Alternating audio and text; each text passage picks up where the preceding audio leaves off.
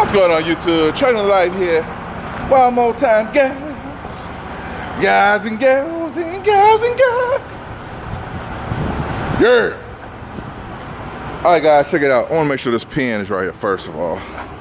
That pin is there. That ain't the issue I'm having. I had an issue with this box. I had to get this box, guys. Look, here's a little trick. Let's say you hook up to a box, right? Like this, on the chassis. And you hear air leaking back here. Now, I did a video. It's a valve under there. That release valve. Sometimes it gets stuck when the weather change up and down.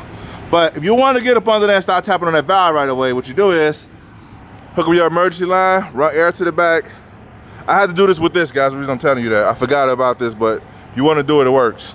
Sometimes it works. Just try this first before you start getting up under there. But trying to get up under that, man. I mean, who really want to get up under that, man? I don't want to. I mean, what's that? Like a valve that didn't make the cut, man. As long as that thing don't stop this thing from rolling, I got bigger smoke. But anyway, so anyway, what I was saying was, man, what was I saying? Oh yeah, the air. When the air come back to the back, guys, you know, if you hear air leaking back here, like a loud sound, sometimes it could be a brake chamber, but sometimes it could be a valve. What I would do first, before I do anything under there, I would like how the air run to the back, how your tractor brake set though. You see my landing gears off the ground, because you might be on the hill or something. I wouldn't try this on the hill, try this on flat land like this right here. So, how your tractor brake set, how the trailer brakes released, come out here to the glad hand, take it off, pop it off, unhook it, let this release back here, and then rehook it back up right away. Sometimes it'll close that valve without you having to, you know, get up under there, get down and dirty. But anyway, that's like least of my worries right now. Check this out, guys. It almost got me, boys. Hot too, it's hot outside. I would've been sitting on the side of the road throwing my hands in there. I was back here, guys, looking at some stuff. You know what I do, make sure everything copacetic. Hopefully these guys could change tires over here, man. I don't know, it's like I said, it's a off-site of a rail yard. It's like a overflow yard. But look, what made me look first, guys, I seen this right here, right? I looked at that. I was back here, you know, looking all back here, make sure the seal, you know, razzle dazzle. Make sure you dig is, you know, you dig right, you know what I'm talking about? Make sure everything is here, because you can't hardly see nothing because they backed it against this thing right here. But over here I can see. So I'm looking like la-di-da-di-da, la-di-da-di-da-di-da. I'm like, this look kind of close.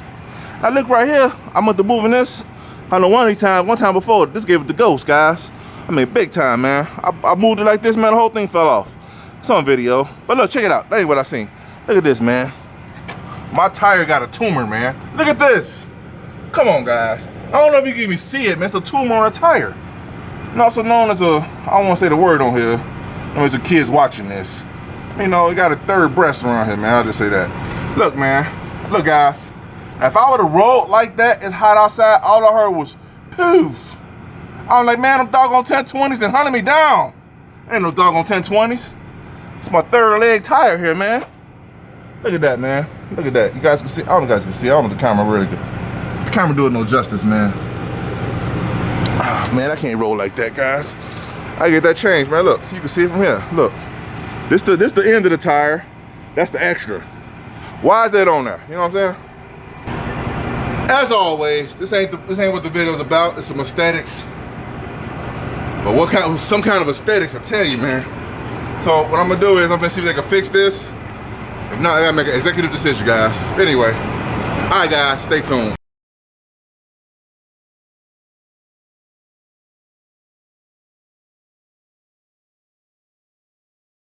Right now, I'm trying to find this freaking box, man. Where you at? Oh, where could the box be? Oh, where could you be? Did Boxy? I'm right here. Right where, Boxy? Can't see you, man. Man, I found it. Here we go. Ah, you mother clucker, you son buck, you. Oh, you found you mother clucker, you. Wait. Let me make sure that's it before I get happy, man.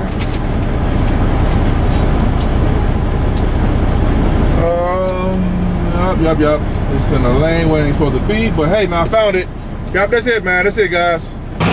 All right, man. All right, got my glove. Make sure that's hooked up. If I ain't mess with that, then make sure nothing wrong back here. Doggone 1020s, boy. Man, I promise you, boy. These things, man, I can't stand them, boy. They raise your blood pressure. All right, man. You know what, man? They sound pretty alright, though. For the most part, man. I don't know how the other side looking. Let me see. It's locked. Somebody took my light, these mother cluckers. These son buckers. I ain't worried about that. That's 2 words for that, baby. Light work. Let me make sure this stuff is here. All right. All right, YouTube. So now, you guys seen that tire on the last video. The pregnant tire. That tire was, man, ready to have a baby, boy. And with this weather, man, you don't want to take that chance in this weather, especially, you know, when it's hot, man. That tire blowing you. And the way that the pregnancy was on that tire, that's right. That tire was pregnant, baby, ready to deliver any day now, baby. But anyway, the way the tire was pregnant, it would have blew the other tire probably. And probably would have blew the mud flap too.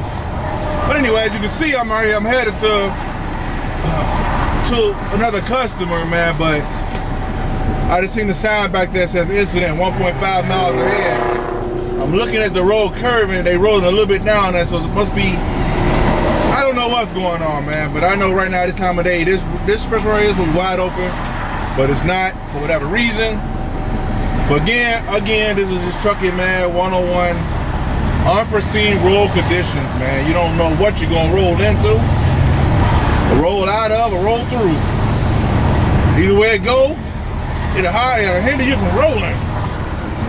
And you gotta watch out for these 4-wheelers too, man. Some of these guys just don't think. You know, some of these 4-wheelers, not this guy in front of me, that was okay merge. But I had a guy cut me off earlier, man. I mean, they get cut off a lot, you know what I'm saying? Don't get me wrong, but the way that guy did it, and then you look at them and they don't even want to look at you. They look the other way. And they try to hurry up and speed up and get away from you. You know, it's just, and the way the person cut me off, they didn't have to cut me off like that. They could have just kept. Either way, I don't know. Either way it go, I don't know. Sometimes the 4-wheelers get on my nerve, man. Sometimes. And I get it, they don't understand what's going on, you know? They don't understand. For the most part, they trying to move what they gotta move till somebody get hit. Oh no, why you hit me? Well, you know, maybe if you wanna jump the front of the truck, you know, the truck can't stop like that, you know, maybe when they got hit. I don't know. Anyway, that's my little rant, but I digress, guys. I'm gonna get to the point of the video in a minute, guys. I want to show you guys this brief synopsis of, man, I was rolling so good, guys, so good. I mean, it was some good rolling going on back there, man. Until this happened. You know, actually, this is better. Right, a few miles back, it was sitting still. So, you know, this is actually pretty good. We're actually doing at least 7 miles per hour right now. So, you know, hey, man, some motion better than no motion, baby. Anyway. All right, YouTube, stay tuned, guys. All right, guys, finna go right back into the hole right here, and I'll finish the video right here, guys. Man, finally got about that jam. Got back between this US Express and this EMP box right here. Drop this boy off right quick, guys, and I'll finish the video. It's been a long while trying to get this thing done, man, but hey, man, better late than ever, baby. A for effort, baby. Come on, girl, what you doing? Super heavy box.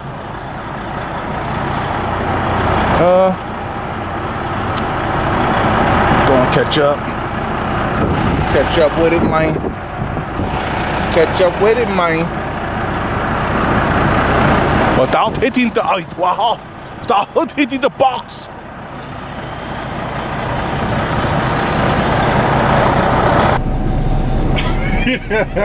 Without hitting the box, you know. It's like the box.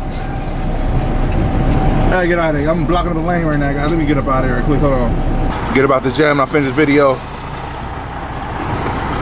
You know, when somebody bagging in, people that ride by look like, man, how close he is to the box back there? Is he real close to that box? Could it be true?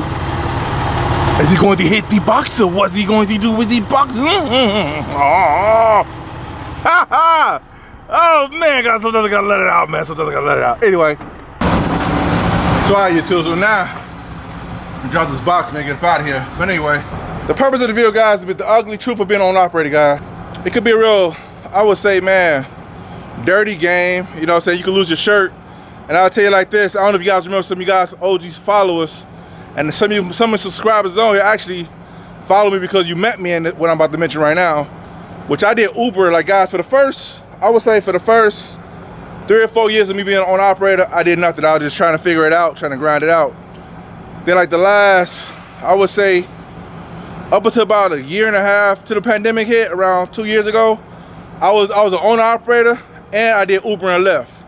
Now, some of my OG subscribers seen when I actually did some videos when I was in my car telling me I'm doing Uber and Lyft. If you look at some of my videos when I'm in the car, you look at the back window, you see the airplane back there in the window. I did Uber, Lyft, and Via. The reason I'm saying all this, guys, because like I say, man, I'm a hustler, man. You gotta be a hustler out here doing this business. So when my truck would go in the shop, or when work was slow, like say they had to work for that day, what I do is, I go out and work as if I was going to the truck. I go to Uber and Lyft all day. And I actually took a break from driving for a month of trucking. I've been on operator. I parked my truck for a month, and I tried to get out of trucking doing Uber and Lyft, doing Uber and Lyft. I did it for a month. I realized, nah, this ain't gonna cut it for me, man. This ain't gonna cut it for me. It's too up and down. You can make some money. I made some good money doing Uber and Lyft, but the work you get, it just wasn't for me, man. Not the way I want to go. You know what I'm saying? Hey, you guys might be saying, what are you talking about, TNL? What you mean? What you talking about with all this Uber and Lyft stuff, right? The ugly truth of the matter is, when you're on operator, your money ain't always gonna be there like it is. It's some guys out here that hop right into being an owner operator and start making decent money. Some of them don't know no better. They figure the grass is green on the other side of the fence. Like that. Like the grass is green on that side. Like, oh man, look how green it is. Yeah, let me go over there and see what's better. I ain't saying don't strive to be better. I'm just saying study the market before you make jumps. That grass could look green from over here. It could be a chameleon grass, man. It turn colors on your mind. But I honestly can say I didn't have that experience. Only time I jumped companies or jumped ship, guys, was a business decision. I wasn't making enough profits to be able to maintain. Otherwise, I'm not building out. I got things to do, you know what I'm saying? The more time you jump companies, or the more time you switch and do something else, man, what's going on over there, man? Anyway, the more time you switch companies and jump from here to jump from there, you lose money. I don't know if you guys, if any owner operators out there, guys, if you know this, if you don't know this, I'll say, every time you switch companies, you're losing money. I would say a minimum of $5 grand. Minimum. You're probably losing more than that. Because of the recovery time, acclimation time, the learning curve, plus the things you know, it's just so much that goes into it, how much money you lose. So you're trying to learn something new because you're jumping somewhere else. Now, if you got to make a business decision to do that. But if not, man, get your plan where you at, stick it out and make it work for you, man. But I didn't have that. So the ugly truth of being owner operator, guys, for me, now I don't know nobody else out there, for me, was the money wasn't always there like that, so that's why I did Uber and Lyft. I just gave up Uber and Lyft probably when the pandemic hit, guys. You know, I'm glad that happened because I probably wasn't gonna give it up. I do it. Like I said, every time my truck go in the shop or something, I hop and do Uber and Lyft. On the weekends when I wasn't in my truck, I was doing Uber and Lyft overnight. All type of crazy stuff, man. When it rained real bad or when it snowed real bad, you got to do Uber and Lyft. And like I say, man, it was good for what it was, but for the most part, I've grown that. I found out better avenues to get money and get bread, you know what I'm saying? But the ultimate elephant in the room was, and it's the truth, guys, and I don't know if somebody will agree with this or not, I wouldn't have did Uber and Lyft if I was making enough bread to sustain myself, period, as an company for them years I was doing it. I wouldn't have did Uber and Lyft. I wouldn't have had to, you know what I'm saying? And some people may say, why don't you become an owner operator again? Why don't you become a company driver again? Well, because I had a plan that's coming to fruition, but by me being a company driver at that moment, it wouldn't have helped out the plan that I had going on at the moment. You know what I'm saying? I don't know if that makes sense, but anyway, I had a plan, so I tried to work the plan different ways. And being an owner operator was part of it. It's still part of it because I'm still owner operator right now. But I would say this, man, it could be a real dirty game. And there's no guarantee you're gonna make bread in this business enough to make a profit. Ain't no guarantee of none of that. So if you guys don't understand this, listen to the words out of my mouth. You better know what you're doing in this business, otherwise you will lose your shirt in this game. And like I say, man, I can't even harp on it enough, guys. I can't harp on it enough, man. At the end of the day, at the end of all of this, business is business and it could be dirty. It's not fair for the most part to most people. You gotta learn the game, you know what I'm saying? And learn to make it work for you. It's not somebody gonna hand it to you on a silver platter like, here's the game, this is how you do it. A lot of stuff I learned about this business, I hired people to show me. I paid people to show me a lot of stuff. And this ain't no plug about my coaching, but all my coaching clients, they get results, man. Anybody that had coaching for me or my team, we get your results. So That's what I'm saying. Some people, I don't understand, man. Like, some people rather go the hard way, which I get. I had to go the hard way for a minute till I learned how to, man, skip that. If I got the bread on, pay you to show me to cut that learning curve, man. So this business right here, ain't nobody gonna hand it to you. Owner-operator business could be a real dirty business, and you could lose money, man, a lot of money, man. I'm telling you, you could come in it one way and leave out more worse than you came in, because now you're in more debt because you accumulated, that's the word I'm looking for, accumulated more debt or expenses or overhead or whatever because of being an owner-operator.